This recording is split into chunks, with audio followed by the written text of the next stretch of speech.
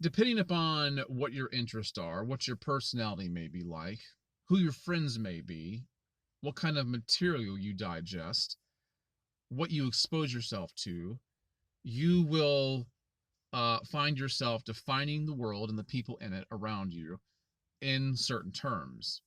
We draw comparisons, likenesses, contrast, and it helps us to articulate what we're talking about. It helps us to be able to convey what we're trying to say and what kind of impression we're trying to make when we are speaking. In other words, for example, let me just put it like this. How many times have we referred to groups of people or referred to different kinds of people as being winners and losers, right? Lovers and fighters, the haves and the have-nots. What else can we say? Blue pill, red pill, alphas, betas. See, we're drawing contrast because that's how we understand the world. It's how, at the moment, we are breaking people up into different groups. It doesn't mean that's how we define people all the time. It just means at that moment, in that context, that's how we're thinking. And that's what we're trying to convey. Now, I have another I have two other kinds of people I want to throw out there to you, and I want to ask you where you fall, what camp you fall into, and I want to see if it'll challenge you at all. Now, here we go. We have skeptics and cynics. Okay, you have skeptics and cynics. Which one are you? And you might say to yourself, "Well, I'm neither one, Greg. I'm neither. I can't see myself as being a skeptic or a cynic." Well, it's not entirely bad because oftentimes you'll hear those two words together because they seem to kind of go hand in hand. People either see them as the opposites or very much alike. And I want to kind of talk about that a little bit today. So, a cynic is not too difficult to identify. There's one in every group, there's one in every family, there's one in every workplace. You might have several, and they're abundant. They are the people who are very negative. They are pessimistic by nature. They do not like anybody or anything for any length of time. In fact, they don't even like themselves. They can't stand life. They'll say things like, life sucks. This sucks. I hate this. I hate that. Nothing works out for me. Nothing goes my way. I can't wait till this is over with. I knew this wouldn't work out. We're doomed. And, this will never come to anything. That's how they talk. That's how a cynic talks. I knew this was wrong. I knew, they're just people you don't want to be around. You know them when you see them. You know them when you hear them, especially. A skeptic, you might say, why would I want to be seen as in that camp? Because skeptics are oftentimes thought of as being cynics, but they're really not. A skeptic might come to a negative or a positive conclusion, but a skeptic keeps an open mind. Skeptics are often marked by doubt, a lack of dogmatism.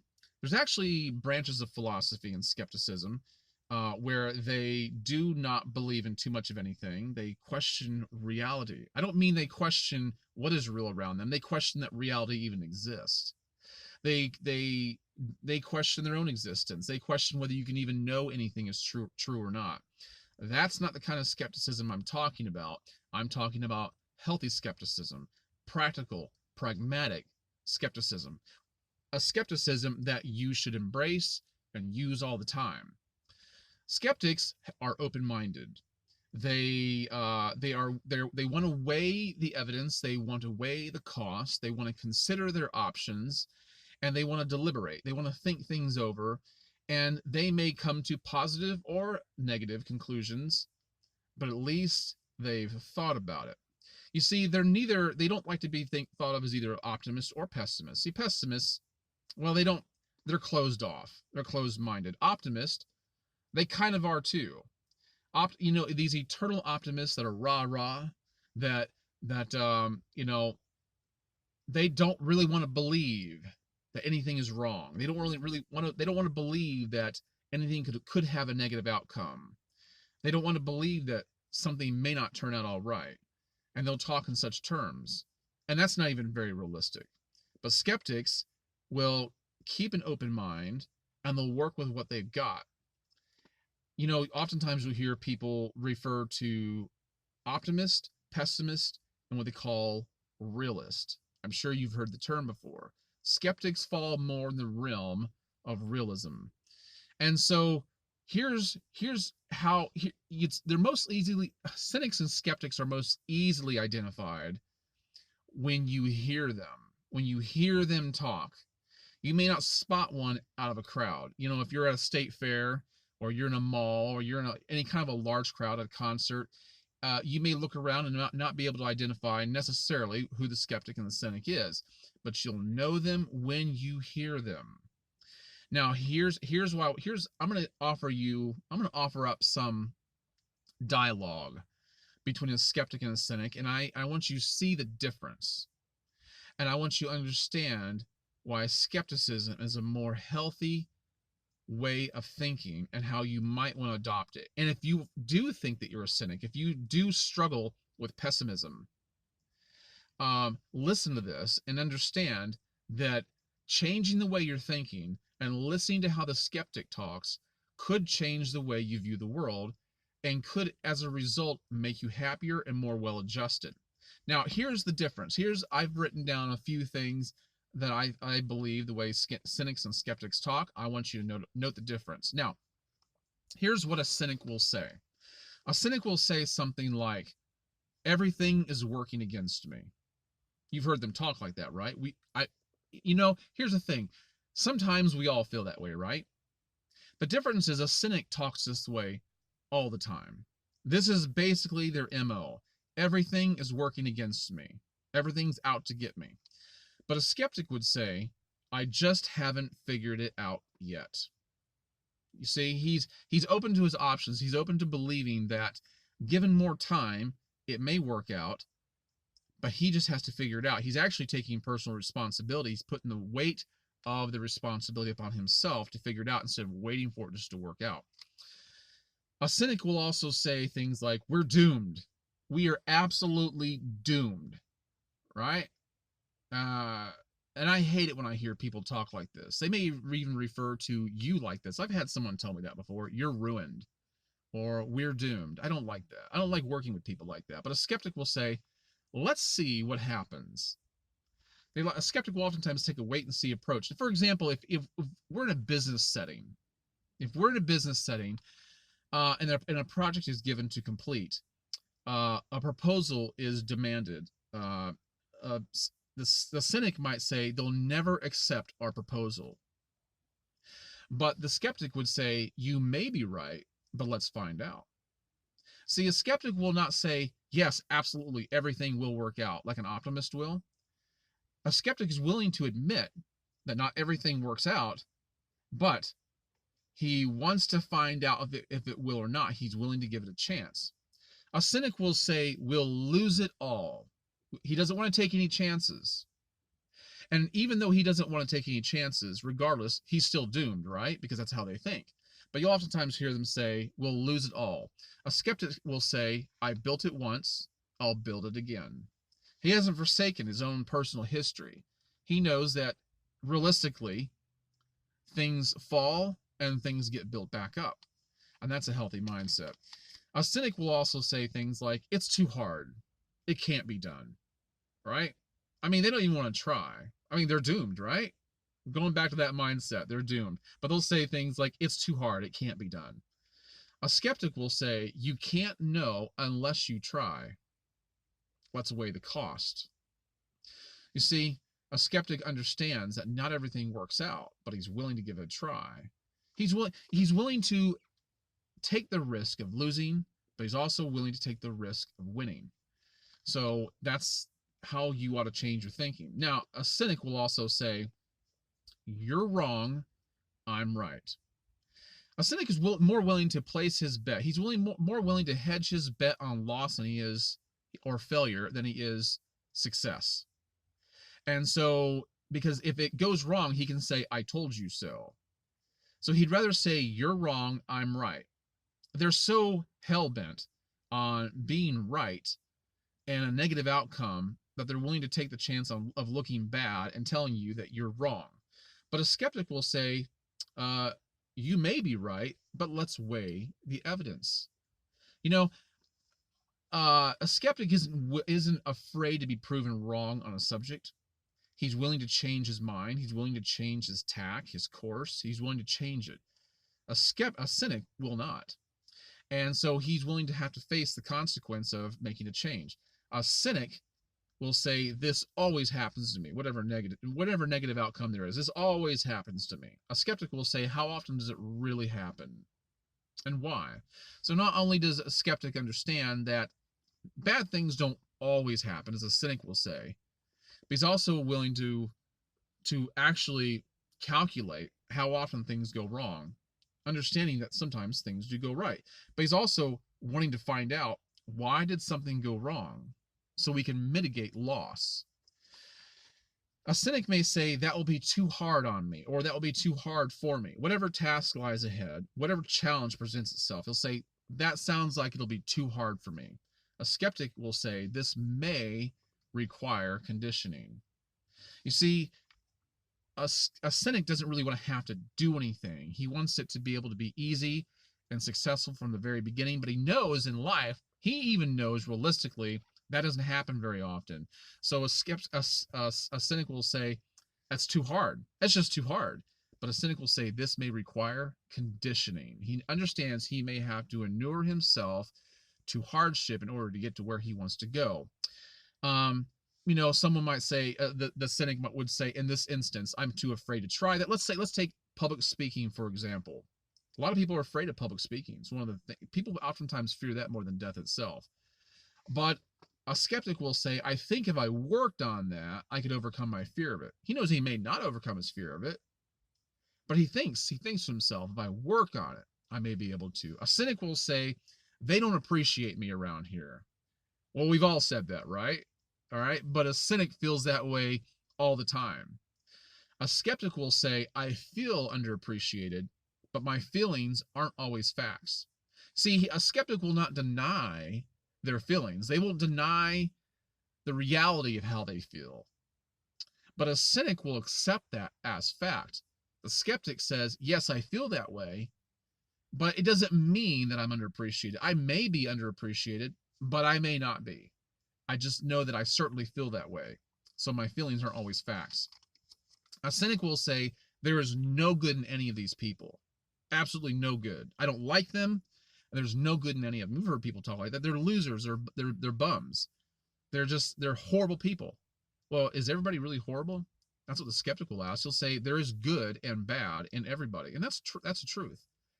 Not everybody is all good, as an optimist will say. They work from the baseline of everybody's inherently good. Well, that's not true. That's just not true. There is good and bad in everybody. A cynic will say, I told you this would never work out. But the skeptic will say, I think I can learn to be happy and content in whatever state I am in. See, the cynic wants to say, in this instance, for this example, he wants to say the reason for unhappiness and the reason for failure is that you didn't listen to him. And that you'll never be happy because you didn't. But the skeptic is understanding that everything doesn't have to work out his way. Everything doesn't have to work out his way. Everything doesn't have to be perfect. It's not a perfect world. So he says, I think I can learn to be happy and content in whatever state I am in. Now, take, for example, prisoners of war.